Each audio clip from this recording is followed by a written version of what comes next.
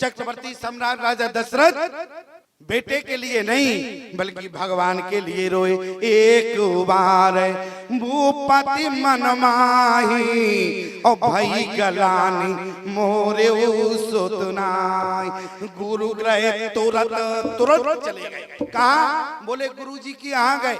किसी ने कहा दशरथ जी से तुम्हारे संतान नहीं है, तुम्हें वैद्य के यहाँ जाना चाहिए कि गुरु के यहाँ। तो दशरथ जी ने कहा दुनिया के लोगों कान खोलकर सुनना, हमारे संतान नहीं है। यदि संतान की गलानी होती तो हम वैद्य के यहाँ जाते। संतान की गलानी नहीं, भगवान की गलानी है। संतान वैद्य के यहाँ से मिलती है और भगवान गुरुदेव के यहाँ से मिलते हैं। गुरु ग्रह गयो अरे तुरंत मही पाला और चरण लाग कर विनय विशाला। याद रखना प्यारे, जिनके चरण गुरुदेव के यहाँ जाते हैं उन्हीं के यहाँ भगवान के चरण आते हैं। मैं आपसे निवेदन करूं, बोले उसी प्रकार गुरुदेव ने बहुत समझाया। धरो धीर हुई सोते चारी। किसी ने कहा बात एक की है, तुम चार की बात कर रहे हो। चार की बात क्यों कर रहे? एक की बात ध्यान देना। आज प्यारे गुरु वशिष्ठ ने क्या कहा? बोले धरो धीर हुई सोते चारी। आज चार बेटों का आशीर्वाद दिया। क्यों? क्योंकि गुरुदेव ने कहा कि हमारी महिमा घट जाएगी और भगवान के यहाँ और गुरु के यहाँ में अंतर है। यदि आप भगवान के यहाँ जाएंगे तो ईमानदारी से बताओ क्या कहा? बोले चाहूं तो मैं समान सुत, आपके समान जैसा चाहते हैं बेटा। तो भगवान ने कहा हमारे जैसा तो मैं बना नहीं सकता। आप सर से खो जो कहाँ जाई, नृपतब नहीं हो में आई। मैं ही तुम्हारा बेटा बनकर आऊंगा। लेकिन भगवान ने कहा मनु, यदि तुमने मेरे समान मांगा है तो हमारे समान भी आएगा और मैं भी आऊंगा। तो इसलिए कितने आए याद रखना, भगवान के यहाँ जाओगे जितना मांगोगे उससे दुगना मिलेगा और गुरुदेव के यहाँ जाओगे जितना चाहोगे उससे चौगना मिलेगा। एक गुरु की महिमा है प्यारे। इसलिए धरो धीर हुई सुति चारी। अब राजा दशरथ ने गुरुदेव से कहा, बोले आपने आशीर्वाद तो दे दिया लेकिन ये चार चार मिलेंगे कैसे? ये भी तो समस्या है। क्यों? यदि आपने आशीर्वाद दे दिया धरो धीर हुई है सुतचारी, ये चार बेटे मिलेंगे कैसे? तो गुरुदेव ने कहा यज्ञ करना पड़ेगा। जैसे अभी आपके सामने श्री राजा जी ने कहा यदि इस गांव में यज्ञ होगा तो हम अपनी तरफ से 51,000 देंगे। ऐसा कोई यज्ञाचार नहीं कहता, कोई भागवताचार नहीं कहता जो अपनी जेब से देवे। लेकिन प्यारे बड़े भाग्यशाली नहीं, बड़े सौभाग्यशाली हो कि तुम्हें स्वयं यज्ञ के लिए प्रेरित कर रहे हैं और यज्ञ में आगे भी हैं, स्वयं अपना दान दे रहे हैं। एक बात याद रखना प्यारे, यज्ञ मामूली, जैसे रामचरितमानस में कई यज्ञों का वर्णन है, लेकिन प्यारे मैं आपको जो पुत्रेष्ठ यज्ञ की बात करूं, जो पुत्रेष्ठ यज्ञ अयोध्या की धरती पर हुआ उसमें यज्ञ हुआ, लेकिन गुरुदेव का आशीर्वाद तो था, तो लेकिन पूर्ण कैसे हुआ? बोले यज्ञ के माध्यम से हुआ। यज्ञ के माध्यम से हुआ। राजा दशरथ ने कहा कि आपका आशीर्वाद कैसे हमें लगेगा? बोले यज्ञ करना पड़ेगा। तो बोले यज्ञ करिए। तो बोले मैं नहीं करूंगा, कौन करेगा? बोले श्रृंगी ऋषि अरे वशिष्ठ बुलावा ओ पुत्र काम शुभ यज्ञ करावा। बोले मैं नहीं करूंगा, बोले श्रृंग ऋषि को बुलाया। अब आप विचारमान श्रोता जरा विचार करें, रामचरितमानस को पढ़ने वाले हैं, ये वशिष्ठ ने पुत्रेष्ठ यज्ञ क्यों नहीं कराया? जबकि वशिष्ठ 100 गुसाई विधि गतिजे छेकी सकई सो टार टेक सो टेकी। ऐसे वशिष्ठ जैसे ज्ञानी रघुकुल में रहे लेकिन पुत्रेष्ठ यज्ञ कराने में असमर्थ रहे। इसका मतलब है या तो वशिष्ठ को पुत्रेष्ठ यज्ञ कराना नहीं आता या कराना चाहते नहीं है। दोनों बातें हो सकती है, तो हम कोई भी मान ले। यदि कराया होता तो गोस्वामी जी लिख देते, लेकिन खुद नहीं किया। क्या किया? बोले श्रृंगी ऋषि अरे वशिष्ठ बुलावा ओ पुत्र काम शुभ यज्ञ करावा। श्रृंगी ऋषि को बुलाया। क्यों? क्योंकि प्यारे राजा मनु समय में वशिष्ठ पुरोहित थे। क्योंकि ना कराने का कारण बता रहे हैं, नहीं तो आप लोग समझो क्यों नहीं कराया। क्योंकि मनु के समय में पुरोहित वशिष्ठ थे, और उस समय प्यारे जब पुत्रेष्ट यज्ञ क्यों किया जाता है?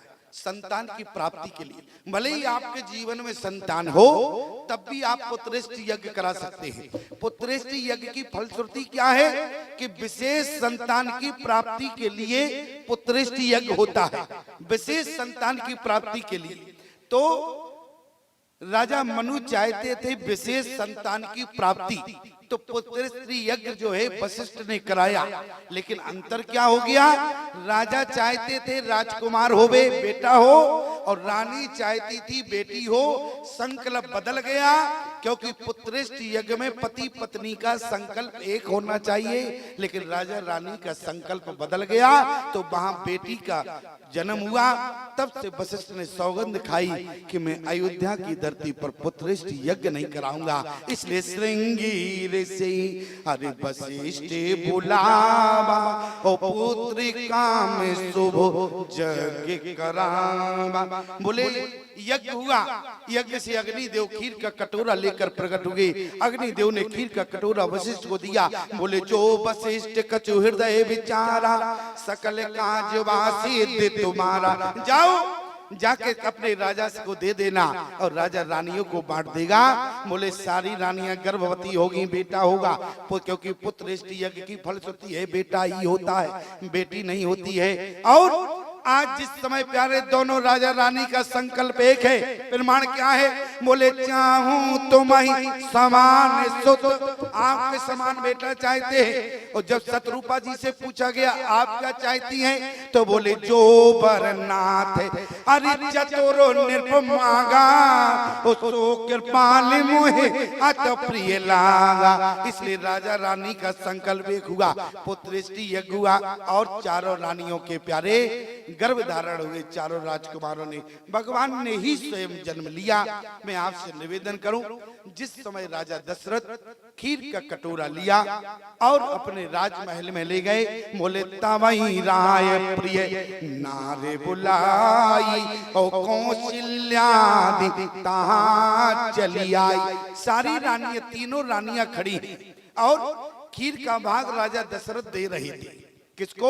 बोले अर्ध भाग कौशल्य दीना, आधा भाग लिया कौशल्या को देने लगे। लेकिन क्या हुआ?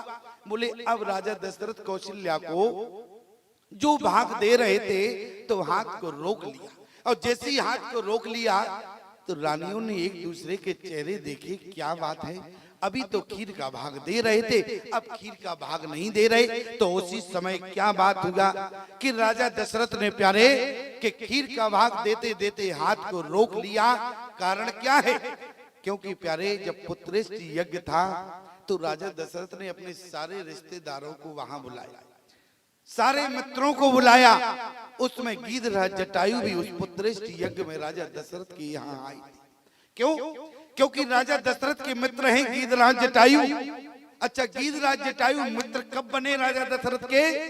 जिस समय राजा दशरथ का शनि से युद्ध हुआ, शनि की वक्री दृष्टि पड़ी, और राजा दशरथ का रथ जो है पलट गया। और जैसे ही राजा दशरथ का रथ पलटा, तो राजा दशरथ धरती पर गिरने लगे। और गीधराज जटायु प्यारे तुम्हारी इसी चिल्पी घाटी में रहते थे, और गीधराज जटायु ने जैसे ही देखा कि कोई नीचे गिर रहा है, तो अपने पंखों में समेट लिया प्यारे। और जैसे ही राजा दशरथ के प्राण बचाए, राजा दशरथ से उसी समय गीधराज जटायु की मित्रता हो गई। और जब मित्रता हुई, तो मित्र पुत्रेष्ट यज्ञ में बुलाया गया, और राजा दशरथ ने कहा, बोले मित्र एक खीर का भाग तुम ले जाओ। अभी खीर का भाग किसे दे रहे थे? कौशल्या को। प्रमाण क्या है? बोले अर्ध भाग कौशल्य दीना। कौशल्या को पहला भाग दे रहे थे, आधा भाग लिया, लेकिन अब कौशल्या को नहीं। बोले जटायु जी तुम ले जाओ। क्यों? क्योंकि नियम क्या कहता है? बोले जे न मित्र दुखो, अरे जे न मित्र दुखो, अरे होवे दुखारी, उतनी बिलोकत पातक भारी, निज दुख गिरि सम रज कर जाना, मित्र के दुख रजो मेरु समाना। आज मित्र का दुख याद आ गया प्यारे, अपना दुख भूल गए, यही मित्रता की परिभाषा है। लेकिन आज मित्रता स्वार्थ हो गया, मित्रता में स्वार्थ हो गया। आज की मित्रता दारू के ठेके से शुरू होती है, जब तक दारू का नशा रहता है तब तक मित्रता रहती है। आज की मित्रता पान की दुकान से शुरू होती है, जब तक मुख में पान रहता है तब तक मित्रता रहती प्यारे। जहां पान का रस खत्म वहां मित्रता भी खत्म हो जाती है।